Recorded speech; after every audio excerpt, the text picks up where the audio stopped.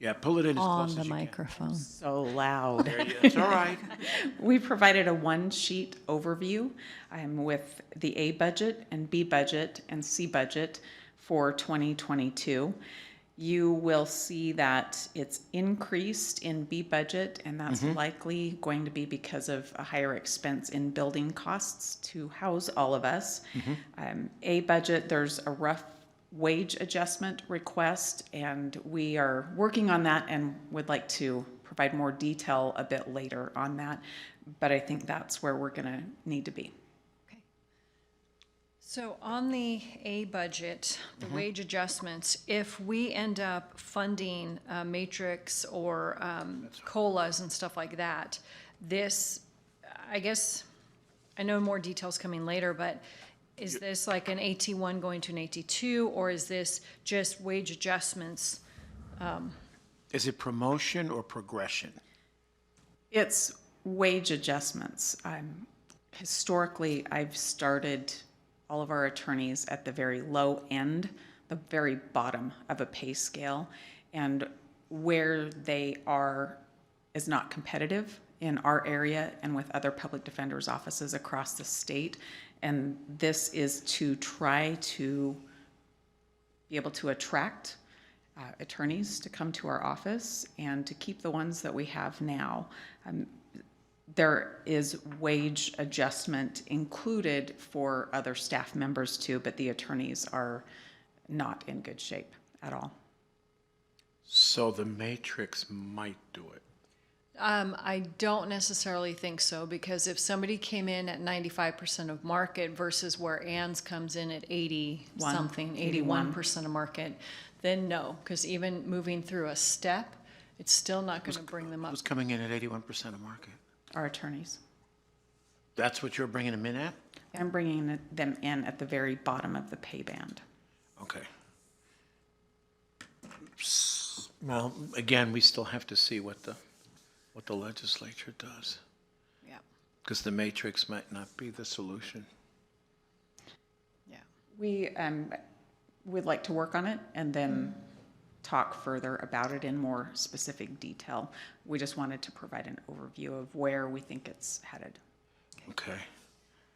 And then on the other services and expenses, the new lease, obviously, what did you put for a monthly new lease? 21,000. Okay, well, it's definitely not going to be that, but thank you for putting a placeholder. That is helpful. Well, and then what about the $50,000 pipe? Did you include that in that or no? I don't believe we did include that. No, so we put in 21,000 a month just as a dartboard. Okay. And then 5,000 for moving expenses, and then another 5,000 for furniture, fixtures, equipment. But Okay. depending upon where that rental lands, that might cover the pipe, but that is not in there. Okay, so that's in the group you call other services and expenses. Yes. Okay. And then the asterisk shows the moving costs, okay. drivers, yeah, Yep, new yep, lease, okay, new I see costs. that. Okay, so I am going to, I just want to check IT's budget to make sure that they budget for it. And I think he got a quote, I think it's going to be closer to 60,000 than 50,000. Is that the one-time Yep. moving, hook it up expense? Okay. Yeah. So are any of these costs potentially covered by PDC grants? All of this is our county budget requests. The PDC grant application, I think it's due in July, and so we wouldn't even have an opportunity You to won't know. budget that. As you know, the workload aspect is absolutely only for wages. And the other grant has some positions out of it, as well as other expenses to provide services. And this does not include any grant-funded employees in it, Right. per se. All of those expenses, we don't budget for those during the budget cycle.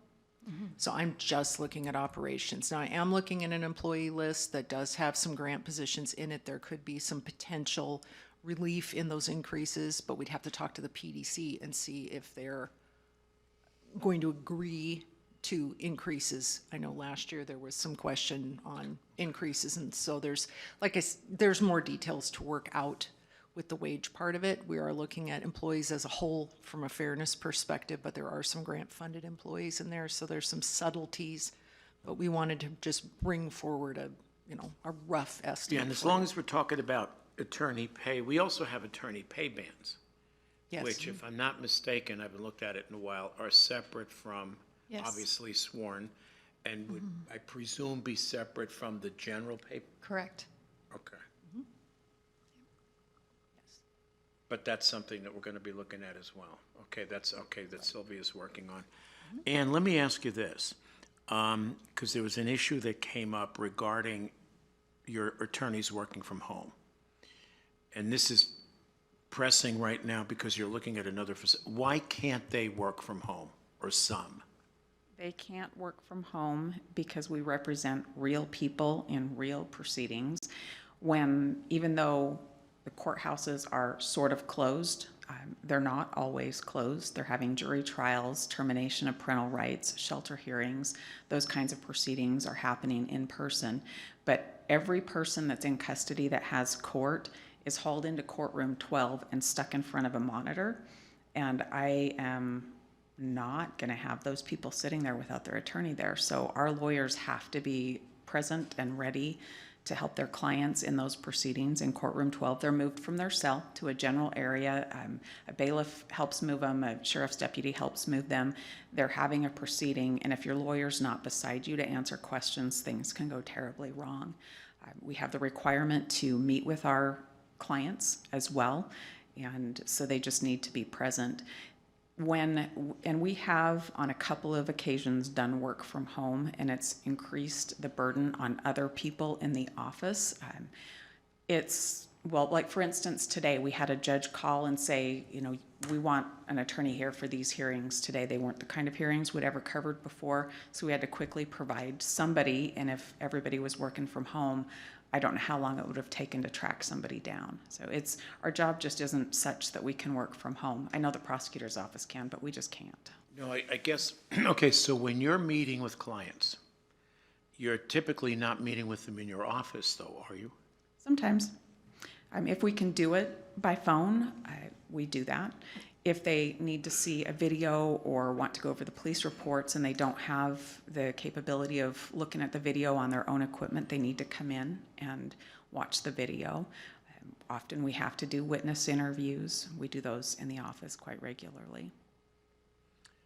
I guess where I'm coming from is this is a dramatic increase. And if there is a way that you can meet your responsibility to your clients, and especially if you're meeting them, as you said, in a courtroom or whatever venue other than the office, why wouldn't an attorney be able to work from home in that scenario? And obviously travel to meet the client in those venues. They need to be available for their clients when they call or when they drop by or to cover another courtroom. I redid tomorrow's calendar 3 times because of quick changes to the calendar.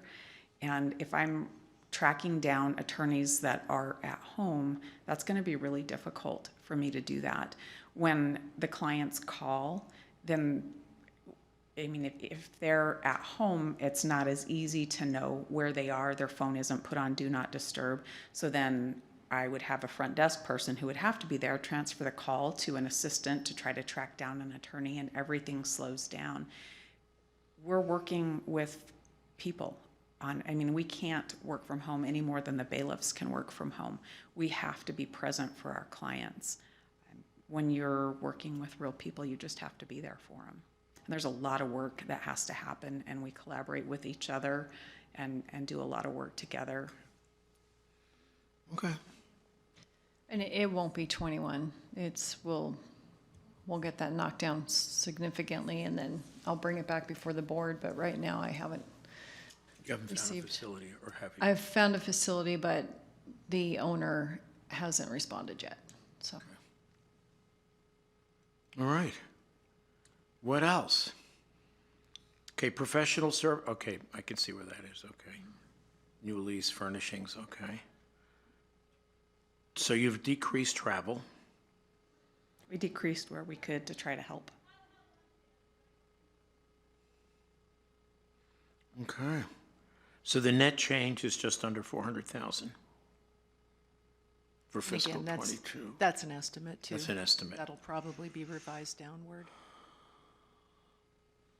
Bill, any questions? No, I'd be interested to see if we get some more information. I mean, I like the simplicity of it, so I'm grateful for that. What can I say? You're the first one. Good job. Well, no, I mean, and it's, you know, and typically we don't start, how do we put this, chipping away until we get further along and then we see where we are. And the legislature resumes, what, April 6th? And for how long do we know? Will they be 2 in weeks, I session? 2 think, weeks? about 10 days or something like that, 11 days. So we'll have a better idea what we're dealing with. Dena, anything else? I would just say, I know that this is a similar refrain that I've seen week after week. Departments coming forward saying, I can't attract people, I can't hire Oh, I know, people. I know. I can't keep people. And, you know, this is a critical service, and now Anna's especially hammered because she has a bunch of open positions. And now the courts are opening back up, and they are just buried in work. In fact, over lunch, one of the new hires, I'm sorry, I don't know the lady's name, in the prosecutor's office, was kind of despondent because she can't find a place to live. That's the other part of it. That presumably is affordable. Yeah. Yeah, so there's this disparity between the wages and the ability to find housing, and it's really crunching us. It's killing Yeah, us. no, Also I in agree, I agree. KCSO, it's really killing us too. David Callahan's run into it too. He's had people look for housing and then decline the offer. So is the sheriff's office. So's the sheriff. I had 2 attorneys that I'd made offers to, and both declined, and I believe it was for that reason. I have 2 newer ones that are struggling to find appropriate housing, and the wages don't match the cost of living here, and I don't know how I'm gonna fill my open positions. I think we have 3 or 4 attorney positions. 2 of them are felony positions, and we are on track to have 500 new cases this month that were assigned. So keep in mind, if she can't cover that, then that comes out of the Contract. conflicts. Yeah, And that's really an expensive way to go. expensive, yeah. So if you weigh that against the cost of an employee, You know, on Friday, I had a chance to listen to Sam Molkenauer from the Department of Labor. And he pointed out that historically, the income required to purchase a home in the U.S. runs about 3 times gross. We're, in this area, we're at 6.7. And Bonner is at 7.2. Go figure. Now, even the whole nation's inflated, but it's particularly acute here. Okay.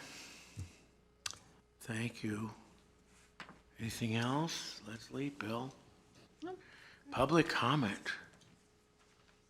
None? 1:20, meeting adjourned. Thank you.